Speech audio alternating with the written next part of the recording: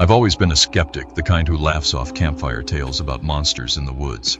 But that changed during my solo backpacking trip in the Redwood National Park back in 2018. I'd heard the stories, Bigfoot sightings dating back decades, with hunters claiming to hear eerie howls and find massive footprints. I dismissed them as hoaxes or misidentified bears. After all, I was a wildlife photographer, armed with my camera and a rational mind. The forest was my sanctuary, a place of towering ancient trees that swallowed the sky, their bark rough like scarred skin under my fingers. The air smelled of damp earth and pine, crisp and invigorating at first.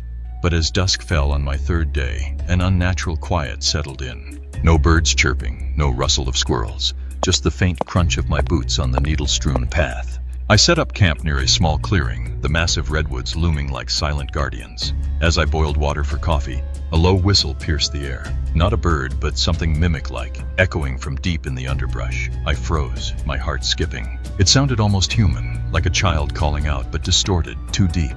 Shaking it off as wind, I crawled into my tent, zipping it tight against the chill. Sleep came fitfully, broken by dreams of shadows shifting outside. Then, around 2 a.m., the ground trembled slightly like distant footsteps. Thud, thud. Closer now. I sat up, breath caught in my throat, listening to branches snapping under immense weight. Peering through the tent flap, I saw it, or rather, its silhouette against the moonlight filtering through the canopy. It was enormous, easily 8 feet tall, covered in shaggy, dark fur that blended with the night. Broad shoulders, arms swinging like pendulums. But it was the eyes that haunts me. Reflective, amber orbs that caught my flashlight beam and stared back with an intelligence that chilled my blood. It wasn't an animal. It felt aware, watching me as if deciding my fate. A guttural whisper escaped it, not a growl, but words. Go. Away. My mind reeled. Hallucination? No, the stench hit me next, a musky rot like wet dog in decay, making my stomach churn. I fumbled for my camera, but my hands shook too violently. The creature tilted its head, as if curious, then let out a bone-rattling whoop that echoed through the trees, vibrating in my chest. Panic surged. I bolted from the tent, leaving everything behind, crashing through the brush in blind terror. Thorns tore at my skin, but I didn't care. The footsteps pursued, heavy and deliberate, always just behind. My lungs burned, visions of being crushed under those massive feet flashing in my mind. Hours blurred into a nightmare until dawn broke, and the sounds faded. I stumbled onto a ranger station, babbling incoherently. They found my camp trashed, tent shredded, footprints 18 inches long embedded in the mud. Casts were made, matching historical Bigfoot prints from the area. But no one believed my whisper story. They called it stress-induced delusion. I know what I heard, what I felt. That primal fear of being hunted by something ancient, something that doesn't want to be found. Now, every rustle in the woods sends me spiraling. What if it followed me home? Point Pleasant, West Virginia, has always carried a shadow from the 1960s Mothman sightings. Those red-eyed, winged humanoid reports that preceded the Silver Bridge collapse, killing 46 people. Locals whisper about it as a harbinger of doom, but I thought it was just folklore until my night drive in 2022. I was a trucker hauling freight across the Ohio River, the kind of job that thrives on isolation and caffeine. The bridge loomed ahead, its steel girders glinting under my headlights. The river below, a black, murmuring void. Fog rolled in thick that evening, smelling of damp metal and fish, reducing visibility to a few yards. My radio crackled with static, cutting out mid-song, leaving only the hum of my engine. It started with a flutter. Wings? I glanced up, spotting a dark shape perched on the bridge's railing, unfolding like a nightmare origami.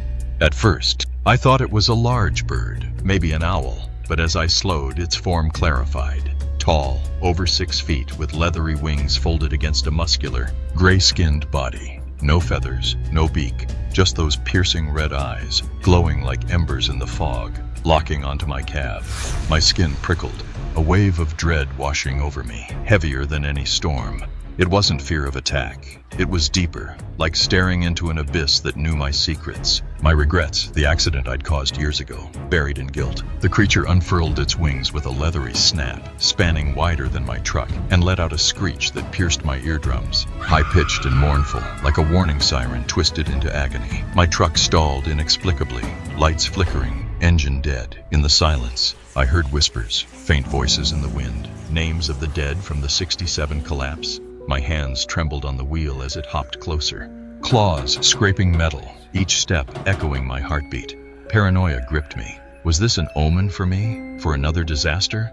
I fumbled for my phone, but the screen glitched, showing distorted faces. The Mothman tilted its head, eyes boring in, and I felt exposed.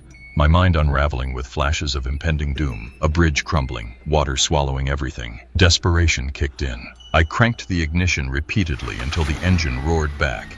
I floored it, tires screeching as I sped across the bridge, the creature launching into the air behind me, its shadow blotting the moon. Glancing in the rear view, those red eyes followed for miles, fading only as I crossed state lines. Days later, a minor earthquake hit Point Pleasant, cracking the bridge anew. No casualties, but close. Coincidence? I quit trucking, but the eyes haunt my dreams, whispering of unfinished business. What if it's still watching, waiting for my end?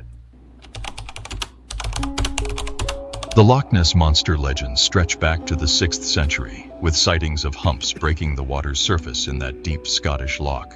As a marine biologist visiting in 2019 for research, I scoffed at the tourist traps, souvenir shops peddling Nessie plushies. My team was there to study peat levels and fish populations, nothing supernatural. The loch was vast, its waters ink-black and cold, smelling of algae and ancient mud, with misty highlands framing the scene like a forgotten painting. We set out on a small boat at dawn, sonar equipment humming, the chills seeping through my wetsuit as I prepared for a dive. Subtle anomalies appeared first, sonar blips of something large, deeper than expected, moving with purposeful grace. We joked about Nessie, but unease gnawed at me, a feeling of being observed from below. During my solo dive that afternoon, visibility was poor, murk swirling like smoke. Bubbles from my regulator echoed oddly, and a low rumble vibrated through the water, not mechanical, but organic, like a distant growl. Then, shapes emerged, elongated necks. No, just weeds, I told myself. But the current shifted unnaturally, pulling me deeper. My flashlight beam catching scales, iridescent, massive, coiling like a prehistoric serpent. Panic bubbled up as it circled, its body endless, eyes like glowing orbs fixing on me with ancient intelligence. Not aggression, but curiosity tinged with menace, as if assessing an intruder in its domain. My mind raced with historical accounts. The 1933 Spicer sighting of a prehistoric animal crossing the road. Was this it? The pressure built. My ears popping, visions of being dragged into the abyss flashing, drowned explorers, unsolved vanishings. I thrashed toward the surface, but a tail whip sent me tumbling. Regulator knocked loose. Water flooded my mouth, tasting of decay and secrets buried for centuries. I broke the surface gasping, hauled aboard by my team. They found no evidence on the sonar logs. Erased? I spent nights replaying the gaze. That knowing stare implying the loch hid more than monsters, perhaps guardians of forgotten worlds. Tourists still flock, unaware. But I warn them, the depths watch back, and some encounters aren't meant to be survived. Chupacabra tales exploded in Puerto Rico during the 1990s, with farmers reporting livestock drained of blood, puncture wounds on necks. As a veterinarian in rural Canovanas in 2020, I investigated similar incidents. Goats and chickens exsanguinated overnight, no tracks. Just a lingering sulfur stench. Skeptics blamed wild dogs, but the precision unnerved me.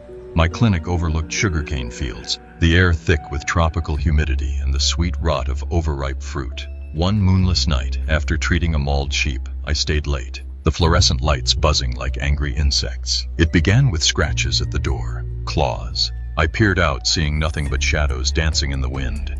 Then, a hiss, low and reptilian, slithered through the vents. My dog, usually brave, whimpered and hid. Unease turned to dread as the power flickered, plunging the room into darkness save for my phone's glow. Outside, a silhouette crouched, spiny back, kangaroo-like legs, eyes reflecting green in the beam. It was no dog, scaly skin, fangs protruding, reeking of blood and brimstone. Historical reports flashed in my mind. The 1995 Madeline Tolentino sighting of a bipedal creature with spikes. It lunged at the window, glass cracking, its gaze hypnotic, instilling a primal terror of being prey. I barricaded the door, heart pounding, as it circled the building, nails scraping walls like nails on chalkboard. Whispers? No, just my paranoia amplifying every creak. When it smashed through a side panel, I grabbed a scalpel, backing into the exam room. Up close, its breath was hot decay. saliva dripping as it sniffed the air, drawn to the injured animals. I swung wildly, nicking its hide. Black ichor oozed, burning the floor. The creature recoiled with a screech that shattered vials, then vanished into the fields. Dawn revealed paw prints morphing from canine to something clawed and alien. More attacks followed, but I fled the island, haunted by the drain. The way it sucked life, mirroring my own draining sanity. What if it's migrating, seeking new blood? The Jersey Devil has terrorized New Jersey's Pine Barrens since the 1700s, born of a curse, with sightings of a winged, hooved beast. As a hiker exploring the Barrens in 2023, I sought solitude in the dense pines, their needles whispering secrets, air heavy with resin and boggy earth. Legends of the devil, hoofprints, screams, were just stories, I thought, until my twilight trek veered off trail. The sun dipped, casting elongated shadows that twisted like fingers. A distant wail echoed, not human, but anguished, like a goat's bleat warped into despair. My skin crawled as leaves rustled unnaturally. Then, branches parted, revealing it. Bipedal, horse-like head with horns, bat wings folded, cloven hooves sinking into sand. Red eyes gleamed with malice. Body, a patchwork of fur and scales. Fear paralyzed me, recalling the 1909 flap of over 100 sightings, attacks on trolleys. It wasn't myth. It was real, stalking with deliberate steps, wings twitching. I ran, pines whipping my face. The creature airborne now, gliding silently above, its shadow engulfing me. Screeches pierced my ears, inducing visions of madness, cursed births, eternal hunts. Tripping into a cranberry bog, I sank in muck, the devil hovering, claws extended. A desperate splash scared it off momentarily, allowing escape to my car. Scratches marred the hood, hoof marks in the dirt. Now, every flap of wings outside my window revives the terror. The Barrens hide horrors that curse the curious.